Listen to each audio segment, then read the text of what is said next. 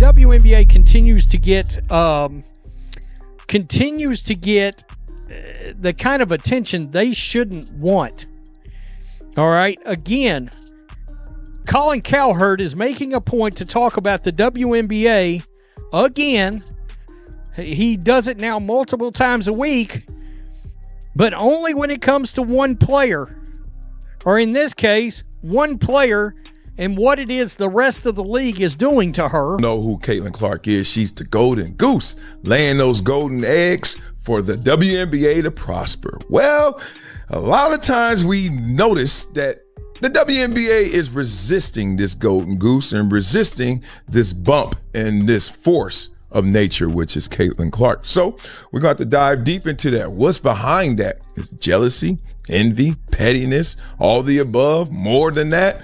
We're going to have to go. But what if I told you the biggest scandal in women's sports right now isn't about cheating, fighting, or money? It's about sabotage. Caitlin Clark, the most watched, most talked about rookie in WNBA history, is being quietly benched, ignored in player voting, and now trade rumors are swirling because she's too popular, too talented, too disruptive to the league's fragile power structure. This isn't just basketball anymore. It's politics with a scoreboard. And Colin Cowherd just blew the lid off everything, calling out the WNBA for trying to bury its biggest star under vague coach speak and media spin. But here's the twist. Without Caitlin Clark, there may be no WNBA left to manage. So is this really about strategy or a coordinated takedown of a generational talent? Before you decide, you need to hear exactly what they're doing behind the scenes and why fans everywhere are saying, enough is enough. If you're tired of seeing generational talent silenced and politics ruin the game we love, hit that like button and make your voice heard. Drop a comment below. Do you think Caitlin Clark is being targeted? And if you believe the WNBA needs to do better, share this video so more fans know the truth. Don't forget to subscribe. We're keeping receipts, and we're not letting this story fade quietly. In a stunning development that has reignited debate across the basketball world, sports media giant Colin Cowherd has chosen to break his silence regarding swirling trade rumors surrounding Indiana Fever rookie Caitlin Clark, marking a pivotal moment in the ongoing drama that has enveloped the WNBA this season. Cowherd, known for his sharp analysis and controversial takes, framed the potential move not just as poor strategy, but as a catastrophic misstep that could irreparably damage the league's credibility. The notion of trading Clark, who has almost single-handedly become the face of the WNBA since being drafted, was described by Cowherd as throwing gasoline on a fire that has already engulfed the public perception of how the league treats its brightest star. He underscored how troubling it is that Clark, a first-year player, continues to dominate headlines not for her play but for the apparent institutional resistance she faces, a resistance many interpret as intentional sabotage rather than natural growing pains. The central concern, Cowherd argued, isn't about whether Clark is perfect or playing at an MVP level, but rather about how the league is managing, or more precisely mismanaging, its most valuable asset, raising questions about the long-term vision of those in charge. At the heart of this controversy is a glaring disconnect between how Caitlin Clark is perceived by fans and media versus how she's viewed by her own peers. In the All-Star voting tallies, Clark ranked number 1 among fans, number 3 among media members, but shockingly, she came in 9th in player voting among guards. This dramatic discrepancy has ignited widespread allegations of jealousy and resentment within the league. According to many analysts, this is not simply about basketball. It's about how existing players feel about Clark's sudden and sweeping rise in visibility and influence, particularly when so many of them have fought for years to gain a fraction of the recognition she's received in just a few months. The fact that Clark finished behind a teammate in player voting despite clearly outperforming her statistically further fuels the notion that the All-Star process was less about performance and more about a collective effort to send a message. The message, as interpreted by many, is that Clark's popularity is seen as a threat rather than an asset. This kind of internal resistance doesn't just impact morale. It damages the league's image at a time when unity and growth should be the priority. The public sees the pettiness, and the numbers don't lie. Clark is who the people came to see, and her low player ranking feels less like honest evaluation and more like strategic exclusion. Economically, Caitlin Clark has already proven to be a once-in-a-generation asset for the WNBA, and to even entertain the idea of trading her speaks volumes about the league's internal dysfunction. A finance professor recently revealed that Clark was responsible for 12% of the WNBA's total economic activity, an astonishing figure for a rookie on what was the worst team in the league when she entered. Her presence has boosted merchandise sales, caused ticket demand to skyrocket, and led to the sale of a record-breaking number of jerseys, all while propelling the Indiana Fever from obscurity into the national conversation. Her Nike deal, worth $128 million,